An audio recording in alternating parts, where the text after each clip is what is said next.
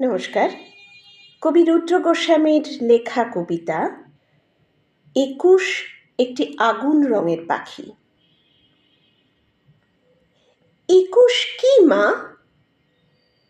একুশ একটি পাখির জন্মদিন। পাখি, ওর কি নাম, কি রং? ওর নাম বাংলা ভাষা, আর ওর আগুন রং। ও কোথায় থাকে? তোমার, আমার, আমাদের বুকের মধ্যে থাকে।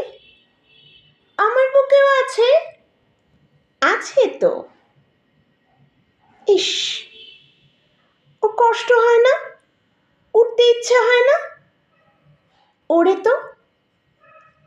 এই যে আমি কথা বলছি, তোমার দিকে উড়ে যাচ্ছে, তুমি কথা বলছো, আমার দিকে উড়ে আসছে।